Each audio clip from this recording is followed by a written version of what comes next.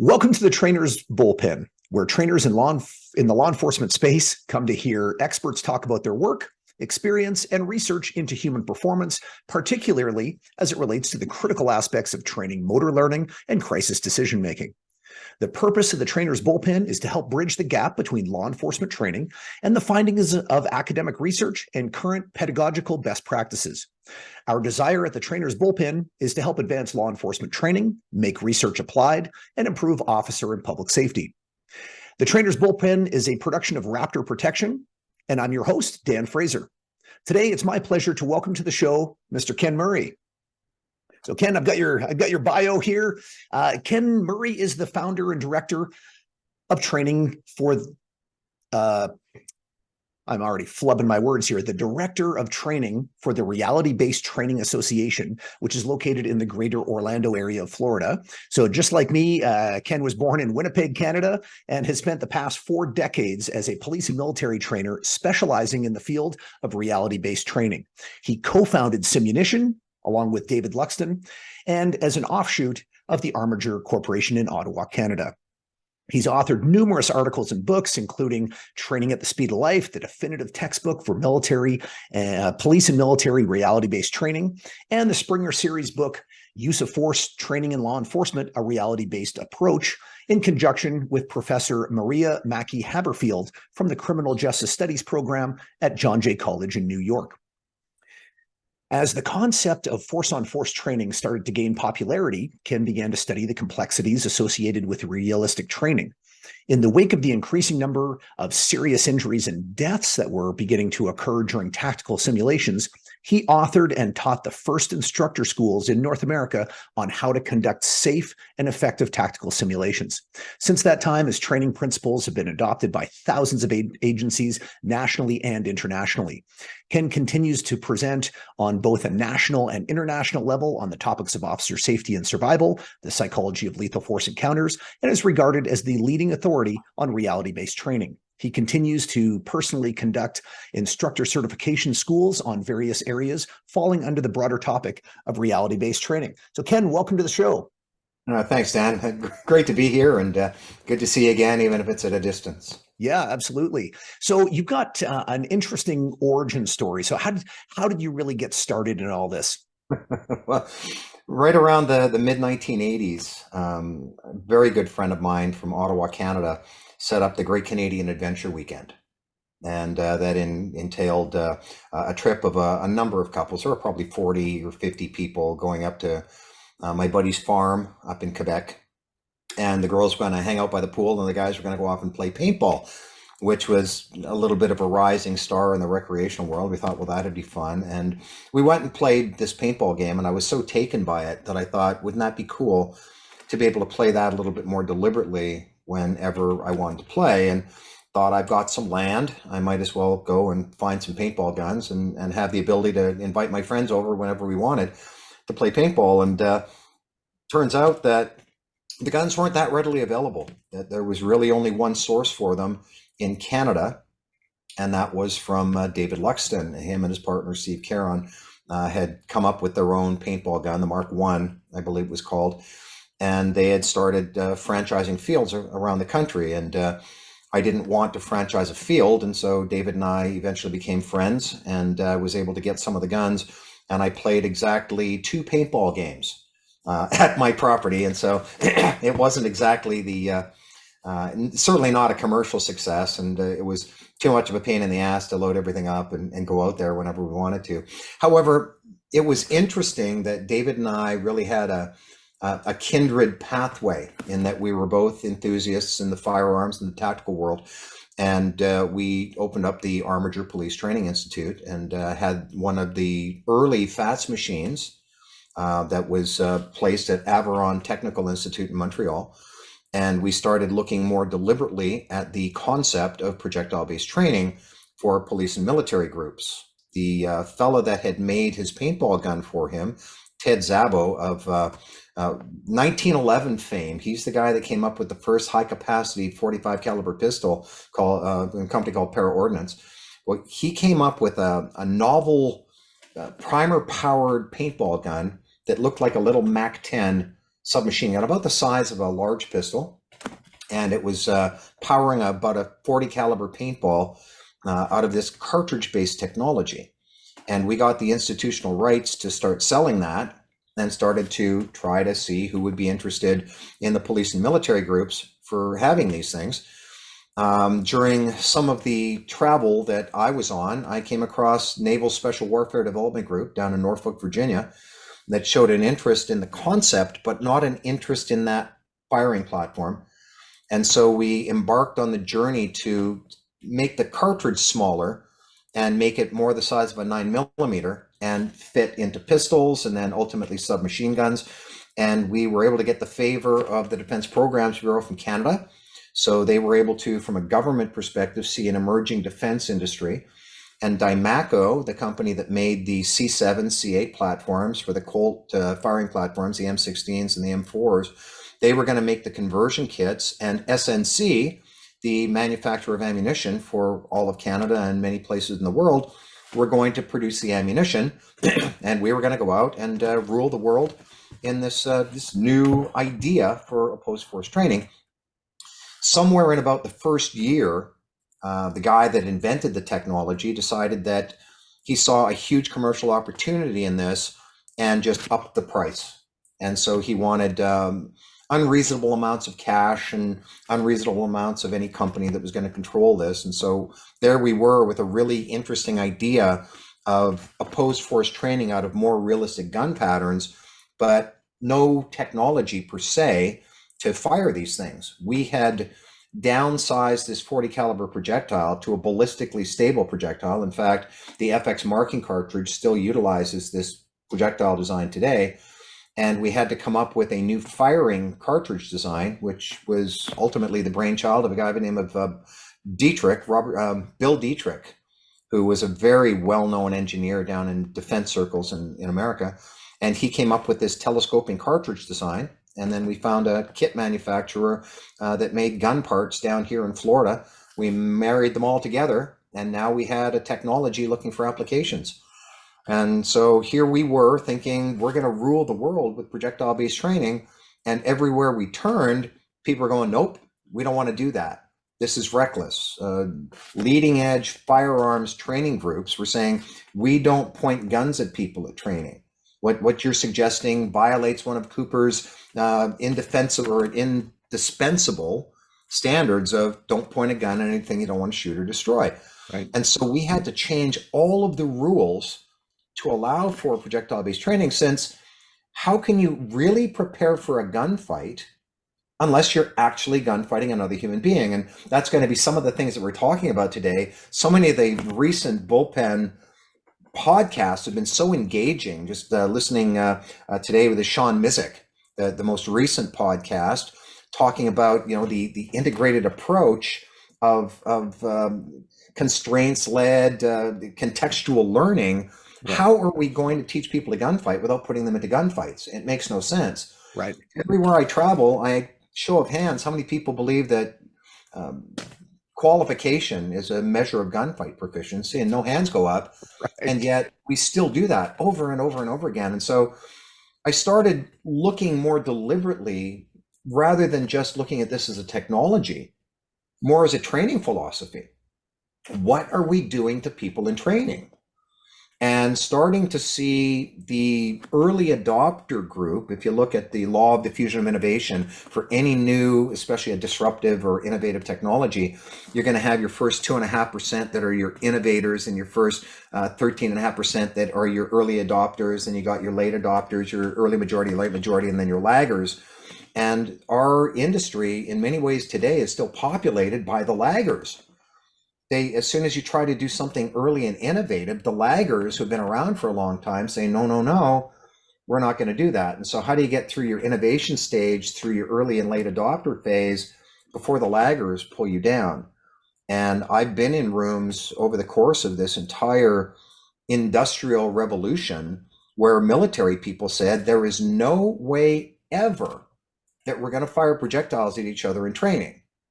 And now they have acronyms written around it and spend hundreds of millions of dollars around that technology. And so it was really this interesting technological an innovative journey, but I think the more compelling journey was what we were actually doing to people in training. What was the patina or the residue or the methodology that we were using? And that's what really began to interest me well beyond the technology. Yeah, I know that some of those early adopters ended up being tier one military organizations and SWAT teams and stuff. They're the ones kind of pushing the envelope. Hey, let's try this out. But I imagine in those early days, it was basically like the only reference they had was paintball, right? You get hit, you put your hand up, you're out, that kind of thing. And again, like you said, that is going to psychologically impact people because that's not realistic either. Well, when you look at that concept, Dan, you also look at the technology that is still in use in the military today, very prevalently and rightfully so. Any of the laser engagement systems, such as Sure. Miles, I think in Canada they call it the SOAR system or something. There are all of these acronyms. It's a laser engagement system, and it's widely used, and there's billions of dollars worth of equipment out there. But it again is a casualty creator in that if you get hit with a laser beam, your vest goes beep, beep, beep, it sends a code to your weapon that shuts it down, and then you're removed from the battlefield. Sometimes they'll come over and pull a little casualty card out and ascertain what kind of a casualty you are and be able to bring medics in and other types of support staff. But in the end, it's still a casualty creator where you cannot take a volume of fire and continue to fight through an objective, which is where most of the really horrific battles are won. And so how can we create a training system around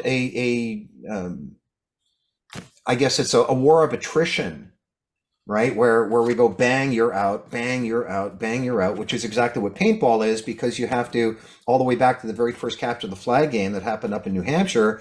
That's what it was, is who could get and capture the flag and win this objective first. And what we discovered, that it wasn't about winning, it was about providing high fidelity experiences for people to power through and to create, as we now are calling, desirable difficulties within the capacity of people to solve them without putting them into overwhelmment. That becomes the balance between so much science that's being done around this space and the art form, which really is the development and implementation of high fidelity training.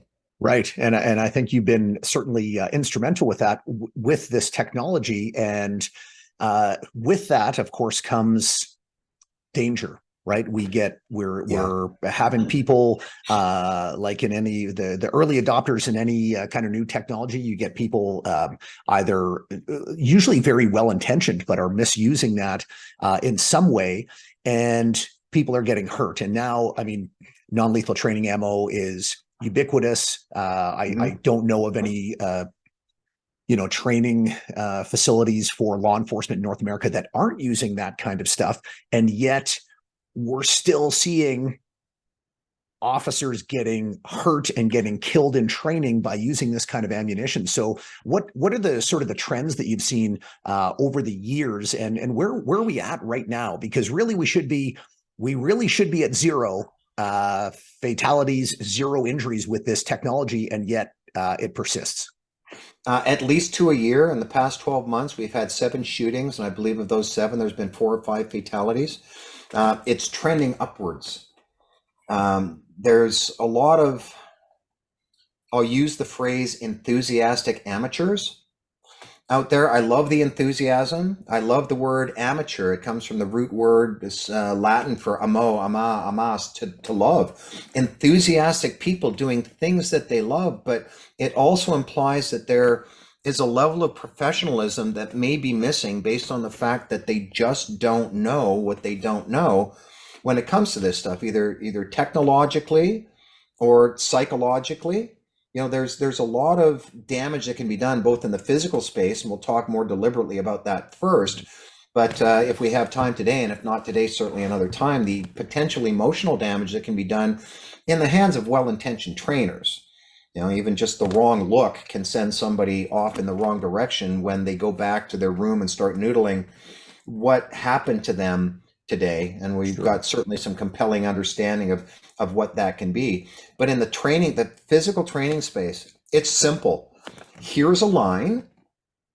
And we're going to search you to make sure that on the other side of the line, you don't have any conventional or dangerous technologies that you're so used to carrying that you'll forget that you're carrying them. Right. And although we have done our level best nationwide, certainly worldwide, probably to create a safer, physically safer training environment, this is still happening because people get lax and lazy. They think that if they put a safety parameter in place at the beginning of the day, that somehow the rest of the day is going to be immune from dangers.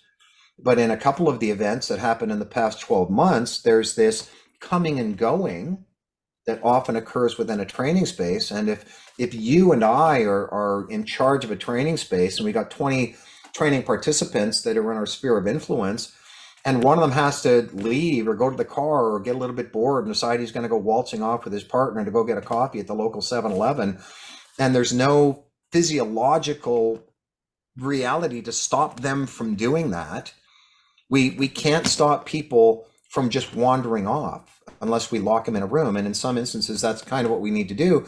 But even then, they'll just let themselves out. Sure. You know, we're not prisoners here. Or someone will show up late, or there's this prevailing belief system that we're all professionals here and big boy rules apply. That's one of my top 10 red flags, is anytime somebody goes, we're going by big boy rules, internally I just go stop, because number one, I don't know what it means. Number two, in many instances, I've seen it lead to dangerous events. So, right. So like you physical said, safety is fixable. Yeah, And well, yet we've got it like you fixed. said, the two parts, right? We got people leaving the training area potentially with like non-lethal, arms still with their non-lethal technology. And then you've got people coming in more, which is probably really the biggest danger, is coming in and introducing those into the training environment, doing so again, well-intentioned. Nobody's that I know of is really sneaking weapons in. Yeah. I think back to the training that you conducted with when I was with the Calgary Police Service, and we had Constable Darren Beatty, member of our tactical unit, who was unfortunately killed in a training accident during an incident, and that was because there was really no protocols in place, and if there was any, it was very lax. And so we have an officer leaving the training area for a brief time, going into the public space, so rightfully so, switching over to that lethal, back to their real guns, but then coming back into training, and there's no safety protocols there. So so for trainers that are listening to this, who go, wow, like maybe I don't have a standard sort of academy kind of situation where we control the space all the time. We know that there's trainers setting up areas wherever they can find them, whether it's at an abandoned mall or a parking lot somewhere. What are some of the things that they can do immediately or on their next training cycle to just some simple stuff that's going to make things safer? Well, the first thing is there have to be inviolable safety checklists in place. There's a book by Atul Gawande entitled Checklist Manifesto. And Atul talks about pilots use checklists, builders use checklists. There's instrument counts in surgeries. You're counting instruments in, two people counting them in and two people counting them out, so that you're not leaving forceps in somebody's body cavity at the end of a surgery. And checklists are things that hold us accountable to a process that should be ritualistic in nature, but unfortunately it falls into routine, and there's a very real thing called checklist fatigue. And so people will find themselves reading a checklist but not doing the items. The point of the checklist is to assure that you've done this thing that it says. There's also a very real phenomenon called pattern disruption. You and I, as hypnotists, actually use pattern disruption in order to bypass critical faculty in an individual so that we can get inside their unconscious mind a little bit. But most of the listeners will understand a pattern disruption by an interruption where they leave something at home. You know, they get to the office and realize they have the iron plugged in or the water running, or in worst cases, someone will leave their baby in a bassinet on the top of their car because their neighbor said hi and asked them about that homeowners association meeting coming up. And so there are things that can disrupt our process. And when something disrupts our process, we have to have another process in place to just go stop, stop, stop, and we call putting it in a box. So we really want to put boxes around these things that are going to limit our capacity for being interrupted when we're doing something really, really important. Everybody is susceptible to these 100%. Things. Everybody. And so number one, anybody can call a timeout for safety at any time for any reason. So within our training protocols, if somebody sees something that they're just a little unsure of, timeout for safety, and there is never, ever any recrimination for that. You know, you should be able to call out timeout for safety on yourself, should be able to call a timeout for safety on others. And so, okay, stop, stop, stop. Ken, what's going on? Well, I noticed that somebody doesn't have any tape on their pistol. And as you know, going through the program, if we're utilizing various types of weaponry, we put colored tape around the grip and on the base of the magazine to identify it as different from conventional weaponry, so that as trainers, we can very quickly look and see that that's different, and that we as trainers put that in. And so in comes somebody and they're mingling with the already cleansed, and they don't have any tape on their gun. Oh, stand by. And then we ascertain whether or not they snuck around the line, or that gun was issued to them inappropriately, or if it's at a higher level, maybe it's a role player gun that we may not necessarily be taping because we want to have it realistically looking like an actual gun. That's a whole nother level of safety that we won't go too deep into today. But by having a formulaic nature of all of the things that we're looking to accomplish in a safety day, and dedicating a single dedicated safety officer whose job it is to get there early, inspect all the stuff, set up and control a site, get on the radio or any communication system to let other people that might have jurisdiction over that site know that we're training there. You know, every now and then, the real police will show up to a training event because nobody told them that training was going on. And some passerby sees people pointing guns at each other and calls the police. Another problem for our particular geography down here is that we have people carrying guns everywhere in America. And if we don't properly create signage and let people know police training in progress, and we've got things going on and lights flashing, and there's an obvious nature to the fact that we've got a training site in play, somebody might just want to help out and hop out with a gun to help that police officer that has somebody at gunpoint. We had a course going on. I'll park that course going on for a second, because one of the things I've been lucky about over the years is in any high risk endeavor, we get into that endeavor with zero experience and a bag full of luck. And when I got into this business, I had very little experience in this. We were making things up. We were following the rules of paintball. I will often say in classes that hopefully I have run out of ways to do things wrong. And been very, very lucky as I'm dragging boulders of luck out of my bag and throwing boulders of experience back in it. A couple of years ago, we were at a very large training campus, and one of the scenarios that we were running, we had one of the buildings. It was an entire shut down building, and we had the building to ourselves. And it was going to be a suspicious person looking in the windows and rattling on the doors and trying to get the attention of somebody inside the building. And the role player had gone out to prep to get ready, and we were inside working with the training cell that was going to start bringing students out. And as we came out, we saw the role player interacting with a uniformed patrol officer.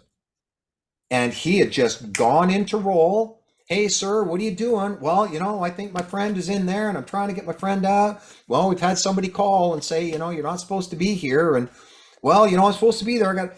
He's in role. And this guy isn't playing. You know, I've got a paper on it, but a book coming out on it called The Art of Pretending. And rule number 3 in The Art of Pretending is do not pretend with someone else who is also not pretending. And so This guy wasn't pretending, and this role player was pretending. Fortunately, this scenario was not set up to pull out a pistol and challenge the officer. But I've been at many, many scenarios where an officer shows up and there's going to be an engagement with an armed offender. We just got lucky that this scenario wasn't that. And what we'd realized was that the message that we'd sent to the dispatch center did not make it out to the people that were running perimeter patrol on this campus. And so again, even us doing this for a number of years now, okay, so what is the process we can now put in place, and who do we need to speak with, and do we have to change our facility and venue, and is there some other place that we can be doing this such that we can sequester the area in a more meaningful way? There's a lot of moving pieces to this, and if you get one wrong, then you end up in the fatality books. Right. I know it's sometimes a concern of officers that, hey, we're out in a public kind of venue, and what if real bad guys show up or that kind of thing. So again, having those protocols in place where if we need real armed people facing outward for external threats, that's fine, but they can't be part of the training. They cannot be part of the training. Right. And they'll often sit out there and be bored. Or I've had situations in the past where I'm out at some training event and someone just doesn't buy into the fact that they shouldn't be armed out there in the public. And we've got processes in place so that everything and everyone that is coming into our training area is getting searched, which we did. And then we're now in a controlled area. And now we're putting people, setting them to work, looking at their areas within this. It was a farm site that we had, looking at this farm site that we were going to be using for training. Once all of that was figured out and people were writing their scenarios and getting ready to go, we just started the first scenario and we go to the training site and I see a duffel bag that doesn't have one of our safety clearance indicators on it. I said, timeout for safety.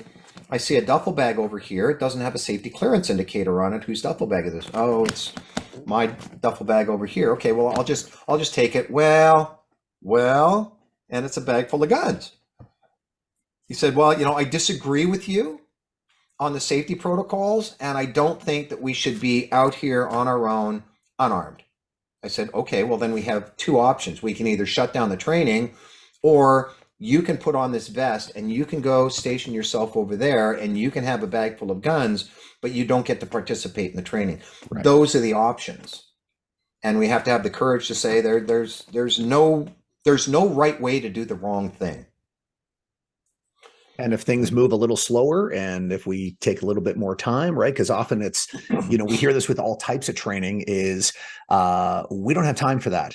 And one of the things I like of yours is we don't have time not to do that, right? We do need to follow these kind of things. And so a couple of things there. One is that the safety indicator, whether it's a flagging that you're putting on a vehicle that you're using for training, whether it's a tag on the person's boot, whether it's a wristband for that day, that's a real easy thing for everybody to look around and go, hold on a sec, Ken, I see you're not wearing a wristband. Timeout for safety. Like, let's figure this out. And it's a real clear indicator, especially when you're doing sort of these one-off, off-site type of things where you don't or you cannot control access to the site. Correct. Yeah, and that can be a real problem. We try to lock down a site as best as we can, but sometimes we just can't. Or we'll find ourselves in a building that would normally be occupied, and it's after hours, and then all of a sudden we're in the middle of doing something, and a maintenance guy comes popping out of a hallway or something. And so we've got to have the capacity to shut things down. We've got to, fortunately, we've been real lucky, right? We've been real lucky that we haven't had a catastrophe in that space, but there have been people who have. There's a military operation every year up in a place called Pineville, North Carolina, where they have something called Operation Robin Sage. And Robin Sage is a big special forces culmination exercise. And it's a month-long exercise, and the whole town is involved. And so everybody that lives there also has an actor piece, so that they're interacting with soldiers that are in this Pineville. They got their own mayor, they got their own money, and they have insurgents and all sorts of things going on. Well, one of the local sheriff's office members hadn't been informed that Operation Sage was going on, Robin Sage was going on, and he stopped a couple of guys in a truck, and their task at the time was escape and evade. And so they did what they thought they had to do. They tried to overpower the guy to escape and evade, and he shot both of them. One of them fatally and the other one seriously. And since then, they didn't have any safety clearance indicators, and they didn't have any armbands, and they didn't have any process in place, because they'd been getting away with things for so long with a system that had worked. You reminded me earlier this week of a quotation from Lawrence Gonzalez's book, Deep Survival, Who Lives, Who Dies, and Why. And in that book, he talks about this, where the climbers on Mount Hood, who they were all linked to each other on Mount Hood on this climb, and they had done a lot of calculations as to what the loads would be if a climber falls. And, you know, if the more points we have into the mountain, the better the arresting of the fall it would be, without any thinking their way through, what if they had a top climber fall? And with a top fall, what happens is you got about 15 feet of rope on the way down, and 15 feet of rope by the time you hit the end of the slack. And now you have the weight of a dump truck on the next guy, and then the weight of a dump truck on the next guy. And what Lawrence Gonzalez said was, the climbers on Mount Hood were set up for failure, not by their inexperience, but rather by their experience. The fact that they knew, coupled with a system that had worked for them so many times before. And it was a troubling quote for me, because he goes on to say that in any high-risk endeavor, there are going to be fatalities. There are going to be catastrophic collapses. If there's going to be airplanes, there are going to be airplane crashes. If there's going to be surfing, there's going to be drownings. Mountain climbers are going to fall. And he said that while these catastrophes are a part of the system, they must occur. They don't have to happen to you and me. And so in a very liberating way, I thought about that, and I thought, I can save the ones that I can. I can get as much information to as many people as possible. I can plead that systems be installed formulaically, and that things be followed in a methodological fashion, and that we ensure that there's a beginning and a middle and an end. Most ski accidents happen at the end of the day, not the beginning of the day. Most people looking at their watch going, come on, let's go. That's when a lot of injuries occur, because all of the safety goes away, because people are attending to something else. They've got to go pick up their kids, or they've got to go work off duty, or they're just bored and they've been sitting around and they want to get out of there. And so all of their safety mindedness goes away. And then what happens if everyone, well, half of them are geared up and half of them are geared down, and somebody says, hey, let's do one more try. There was Todd Wagner, I believe. If you pick up my book, Training at the Speed of Life, you can flip to about 30 fatalities in the back of that book. And I stopped updating them. There's probably at least 2, sometimes more a year, and it's just tragic every time I add one to my book. And Todd was doing a refresher with his agency, and it was a 2-day refresher, and they were using their conventional pistols. I have no problem with that. We have a process for that. If you want to use your conventional guns for doing what I would call choreography, or using your own setups and you're drawing your own pistol, there's a way to temporarily convert your conventional firearm into what we'd call condition green, a temporarily deactivated gun.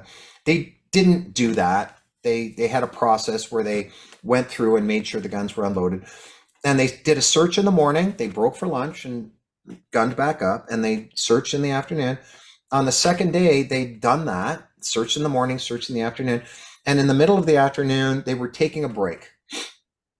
And one of the students said, are we done with our firearms? And the response was, we still need to do spontaneous knife defense. Oh, so it was a nebulous question. And it was a nebulous answer. And because they didn't have any sequestration of the weapons, 3 people went and reloaded. They could just go along the side of the classroom, along the edge of the mats, and put stuff in their holsters.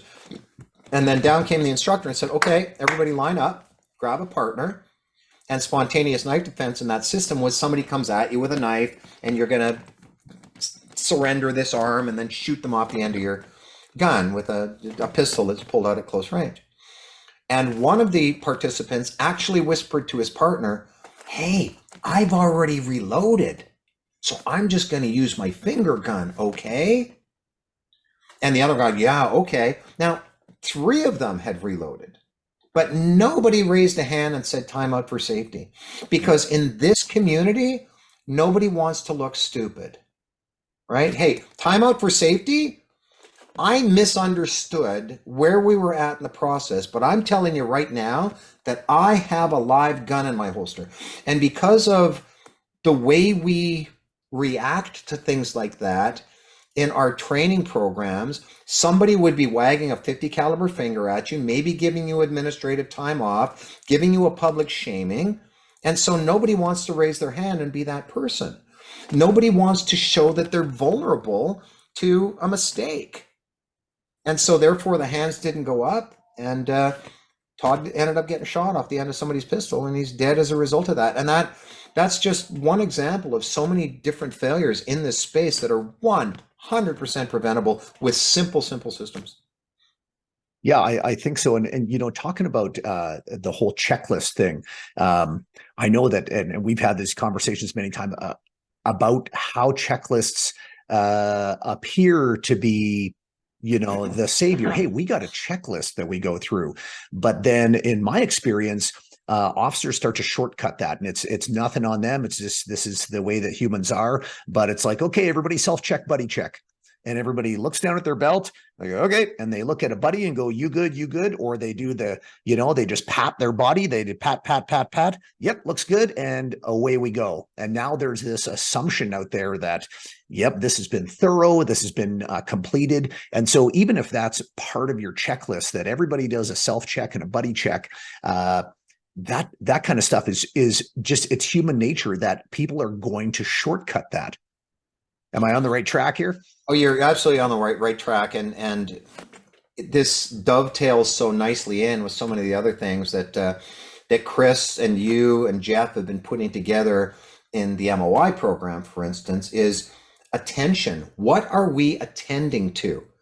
Right there's I giggled. I was watching something on LinkedIn and saw Andy Cassavant, one of the old guard trainers that's been around forever, and we had a little bit of a conversation about some of the old things that happen, the vestigial organs of firearms training, where you scan and breathe, and people are just sort of nodding their heads up and down and moving their pistol back and forth, but they're not breathing for purposeful oxygenation or emotional control. They're not scanning for the purpose of seeing anything. So when you say self-check, buddy check, it's actually something called the 4-slap. I see it happen. Yep, I'm good. You good? I'm good. All right, we're good. And then I've actually, after watching things like that, heard somebody go, well, you know, because we're all professionals here, right? Nobody would do anything deliberately, would they? No. And then bang. I was talking to one of the purveyors of one of the laser engagement systems, and he's aware of 5 video screens with bullet holes in them. Now, as you know from these laser engagement systems, they give you the gun, right? Because it's already set up for the laser and the actioning and the working. So where'd the real gun come from? You know, there's a perception that nobody needs to be searched because we're handing you all of the stuff. And yet something goes off and you're on one knee pulling a little 5-shot off your ankle and going to work at the screen. Well, I love your enthusiasm. Now, I love the fact that you're that engaged in the simulation, but we need to be really, really cautious about what people are allowed to do. And one of the things that I notice is a lot of trainers take a kind of a hands-off.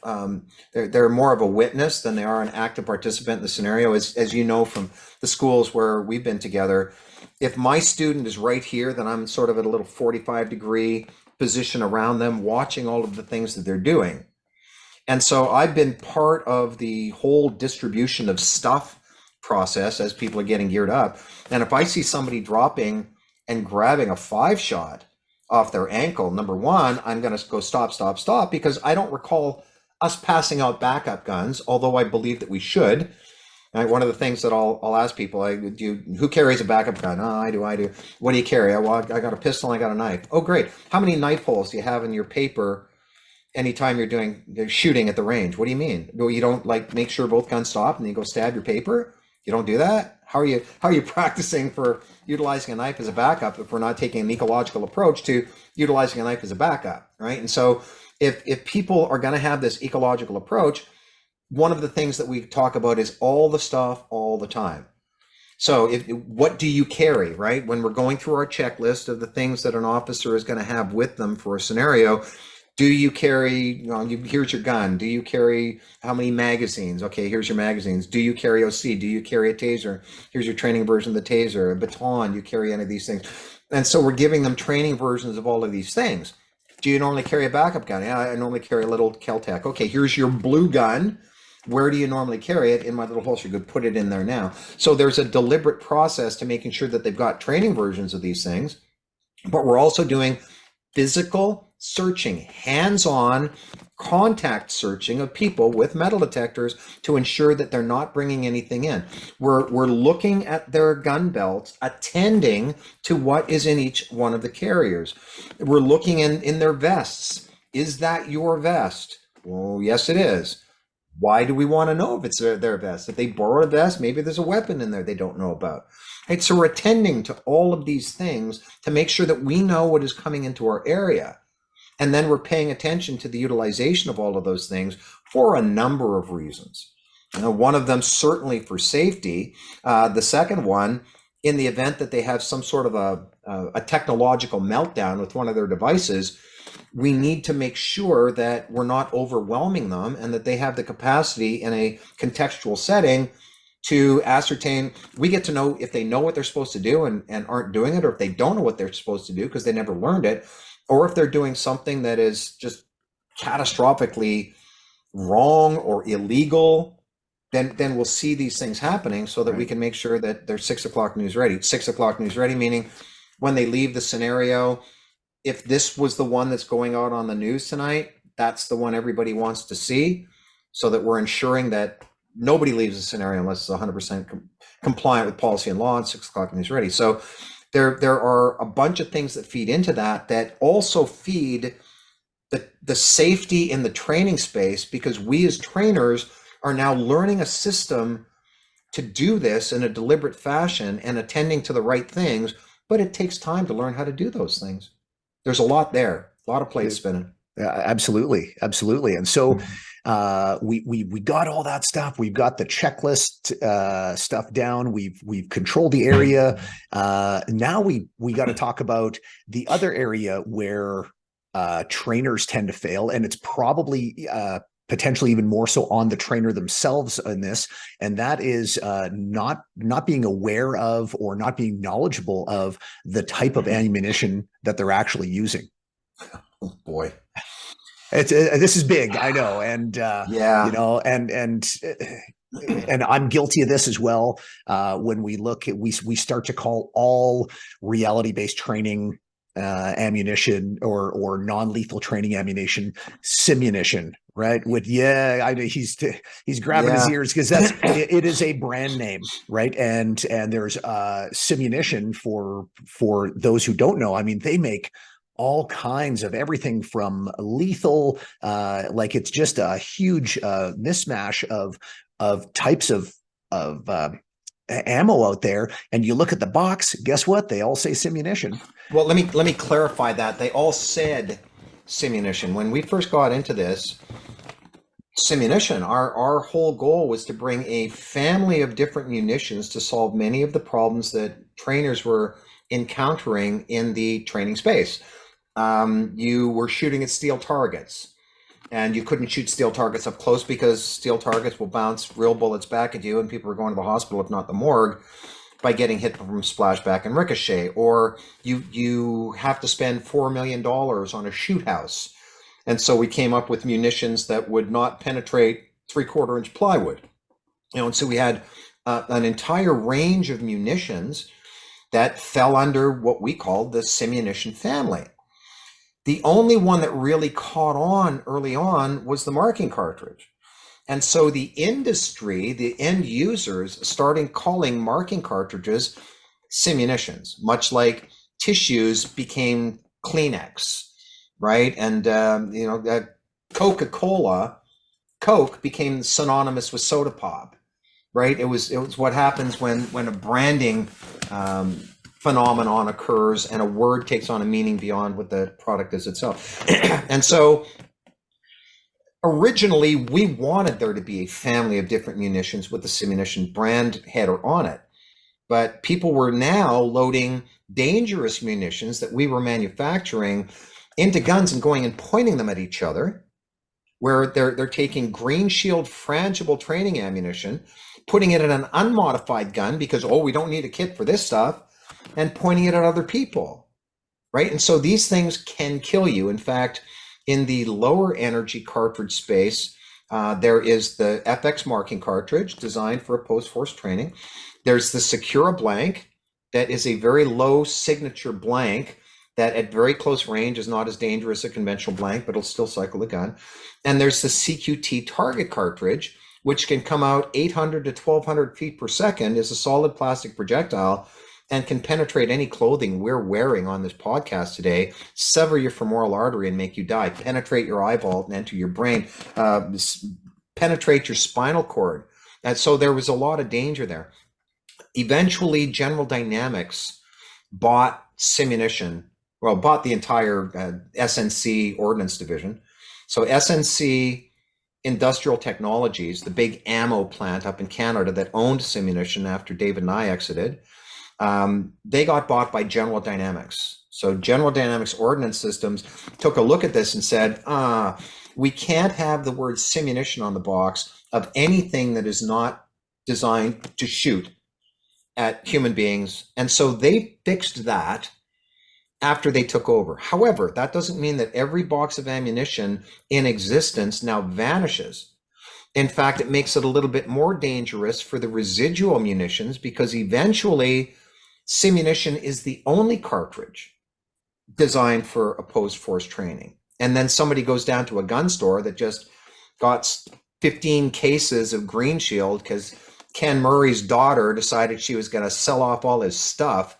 And so now here's all of this Green Shield simunition, ammunition, and someone's getting a hold of it and can take a shot at each other. And so there's still some residual danger there, but the danger of just calling marking cartridges simunitions persists. And so we've got 8 different categories of ammunition. I won't go into them here. They'll be available for any of your viewers. If they want to go afterwards, they can download this stuff for nothing. They can take a look at all of these safety protocols for nothing. They can take a look at the systems for nothing. But the 8 categories of munitions, one of them is NLTA, non-lethal training ammunition, and that's designed for opposed force training. That's the marking cartridges, and there's a number of manufacturers for that. UTM is one of the manufacturers. Simunition continues to manufacture it. ATK was making their a version of the marking cartridge. Now I think there's someone in Slovenia that's making a cartridge, and I believe Umarex has one on the books.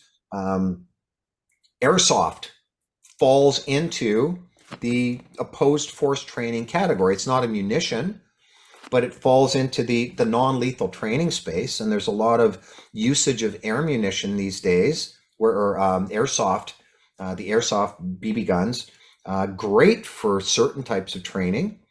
And that falls into the space. A lot of people think, well, I'm using airsoft, so I don't have to have all that protective gear. Nonsense. You can still penetrate your eyeball with this stuff. We've got all sorts of serious injuries that can get caused by airsoft. Paintball falls into the training space. I know that Umarex makes the T4E pistols that are gaining popularity. There's a new company called Unit Solutions that is in this training space where they've got an airsoft gun designed for opposed force training. So there's a lot of people in this opposed force space, but the lazy trainers that haven't been educated or have been educated and just don't care still say we're doing simunitions training today because in their mind that's synonymous with opposed force training. I'm Yeah, trying to it's fix that. yeah, absolutely. No, it's an uphill battle, and I know with the airsoft stuff, there's this belief out there, and I see videos all the time of these guys who, are playing airsoft, and they've got a camera on their weapon, and this is, essentially like paintball on an airsoft Yeah. field, and they are still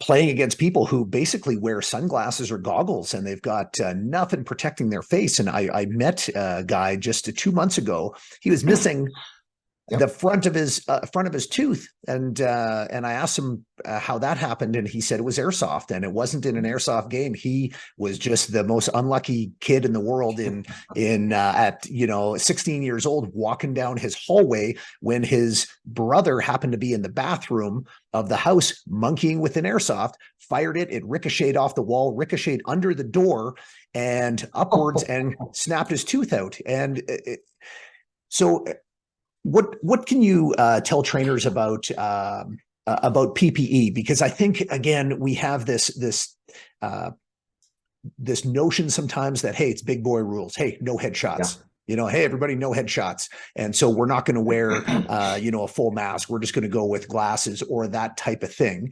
What kind of issues have you seen around there, and what can you tell trainers about how to make their training safer and yet still realistic? Well, a couple of things for that. There are ways to train where you can dial down the PPE. That's mostly with the blanks, and you've had some experience with that in our time together. Jeff Johnsgard and I are playing around with airsoft guns where the magazines actually have a foam earplug shoved in so that the follower doesn't come up and lock back the slide. So it's essentially an airsoft blank gun that you can get a lot of repetitions for lower levels of scenario work where you're working in a contextual setting against a human being with some desirable difficulties with a well trained or scripted role player who is going to be demonstrating certain things that you need to respond to with whatever tools you have at your disposal. And we don't need any protective gear except basic eye protection for that. In with the lower energy blanks that Simunition and ATK create, UTM to a certain degree creates them as well. We can still do those blank engagement training, but now we have to up the training for the role player because there's no projectiles going back and forth. And it's really counterintuitive. As kind of the granddaddy of projectile-based training for police and military, I was a big fan of the pain penalty for tactical error. And while there is some value to that, I think in many ways it's overused because the pain penalty is much more useful as a perceived consequence than it is as a physiological whack. In fact, in the utilization of blanks, as you've experienced, when people are immersed in a highly realistic scenario, it doesn't even occur to them that they're firing blanks at each other. The role player, well, how do we know when the role player is hit? How do we know when a real bad guy is hit? Right? By what he does on the receiving end of the gunfire. And so we have to train our role players, and in many instances, put little radios on them so that the exercise controller can direct through a radio signal as what we want him to do, or the fact that he's been decisively engaged. We can dumb down the safety gear for that to amp up the reality if we've got role players that are properly scripted and properly coached through the dynamic of all of this. And for those who would be concerned with not seeing the hits, you're not going to see the hits in a real gunfight unless you get somebody in the neck and you've got arterial spray or there's some other obvious indicator. People don't react to gunfire the way they do in the movies. You shoot somebody with real bullets, they're going to be dead, dying, or damaged. How they respond to that state of being isn't up to us. It's up to them. They're going to stay in the fight as long as they can or as long as they choose. Right? If they decide that 15 shots, they're going to stay in that fight, all we can do is take positions of advantage. And if we remain in jeopardy or someone else is in jeopardy, continue to deliver decisive gunfire. But we also need to know when to stop the decisive gunfire. So there's a dynamic in the safety aspects of that. But if we're going to be playing around with any type of projectile, face, throat, gloves, groin. If you see skin, cover it up. And I don't care if that's airsoft or if that's any of the marking cartridges that are out there. These marking cartridges are physically hazardous. They will take your eyes out. There are people who have lost testicles to 9mm FX marking cartridges. People have bullets embedded in their throats. You could clip an artery in the neck and cause significant bleeding. These things cause flesh penetration.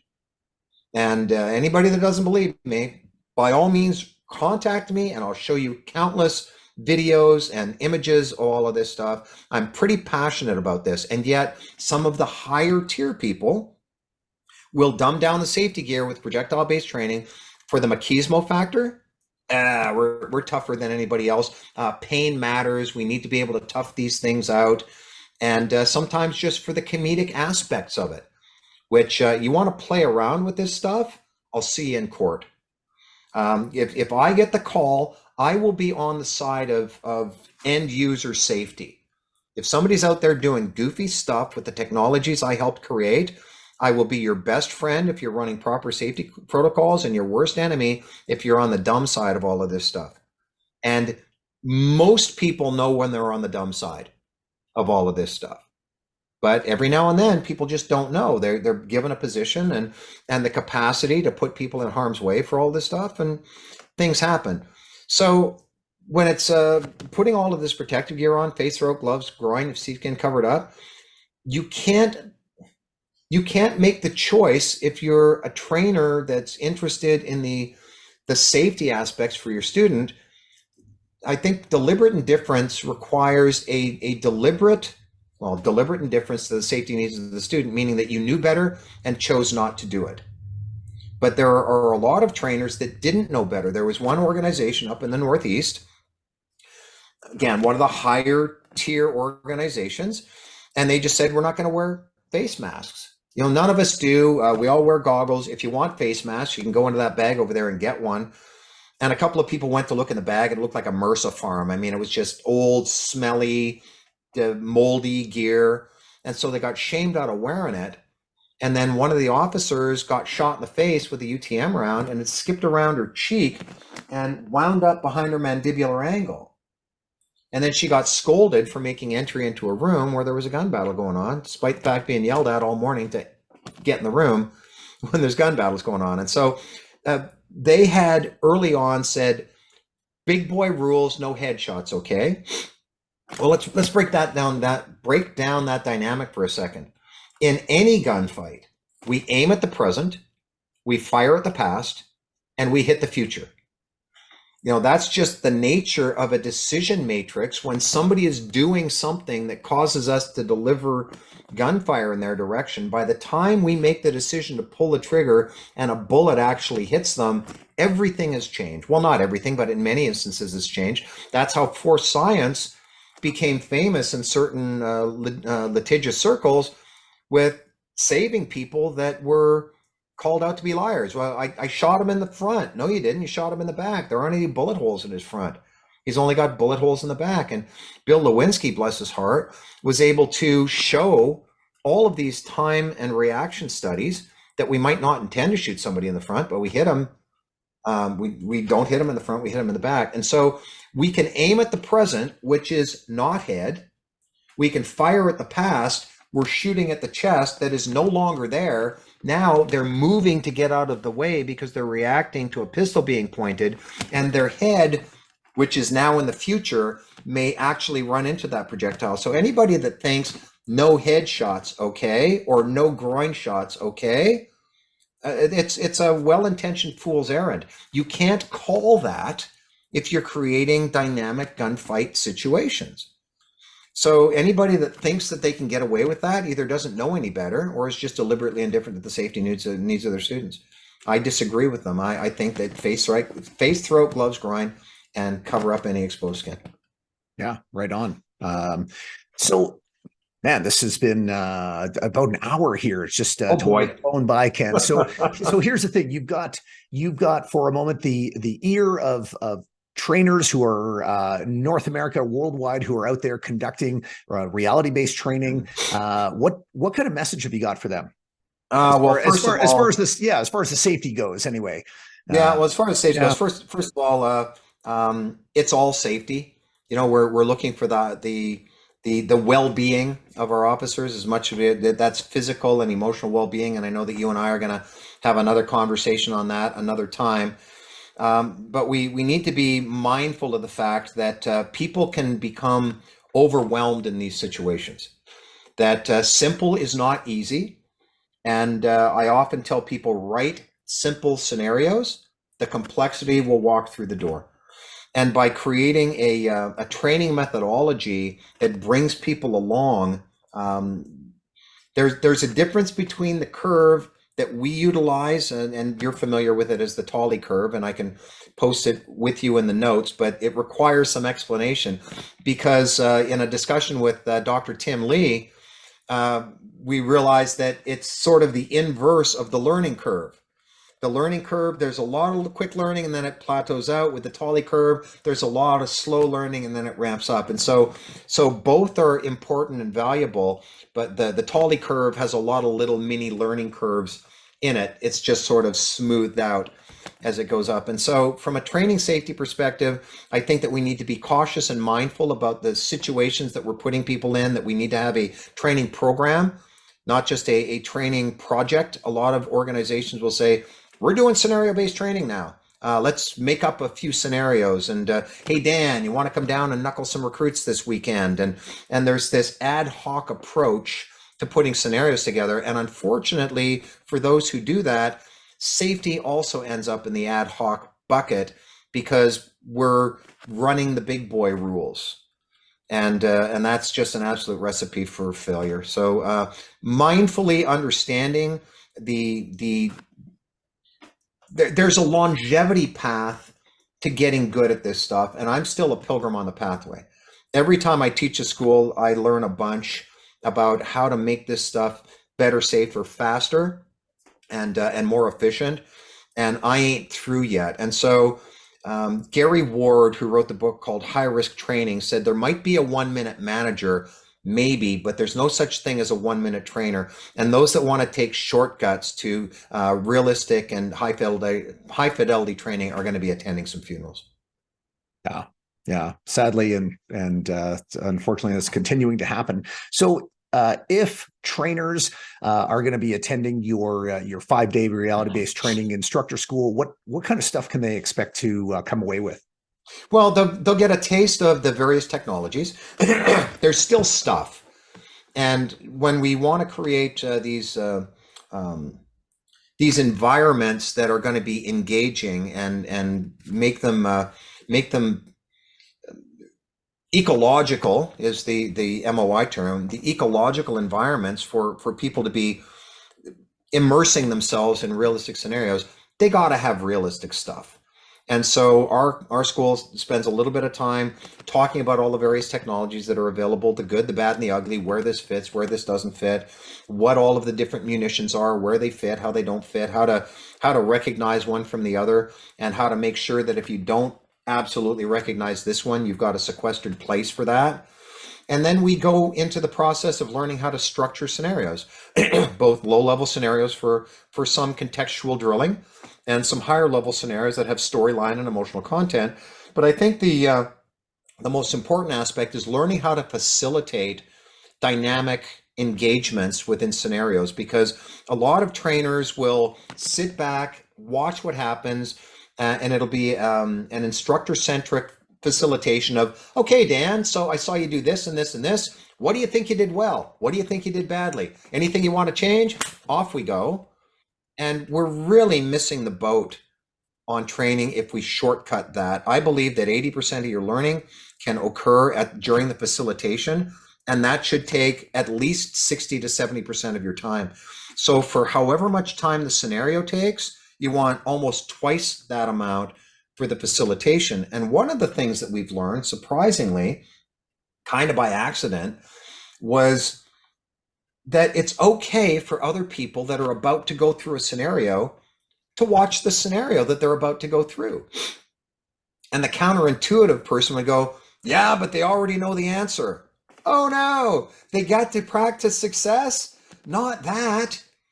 Right? And although I'm a big fan of desirable difficulties, we can always add degrees of desirable difficulties to something that they've already seen, because as Sean today in the trainer's bullpen said, the old Bruce Lee quote of you can't stand in the same river twice because you're never the same person. It's never the same river. It's the same thing for scenarios. There are so many things out there in the environment that are going to shape behaviors, that scenario-based training needs to be designed around the concept of teaching people how to think rather than telling people what to do. Right. And so they have to have some understanding about what all of this stuff does, but they don't have to have the expert's capacity for the perfect draw and the perfect baton strike. In fact, as the O'Neills pointed out, all of those skill sets just go away very, very quickly because we don't have the time for the booster training, the reinforcement training to keep them fresh. And so we have to teach people how to be resourceful and stay in a resource state. And that is not going to happen if we're chasing them around with an anxiety stick. We need to keep them on the edge of, I'm trying to get this, and it's difficult, but it's not overwhelming. As soon as we see people start to get into overwhelm, we need to slow it down. We need to maybe press the pause button, meaning, okay, just pause. What are you thinking right now? I don't know what I'm thinking.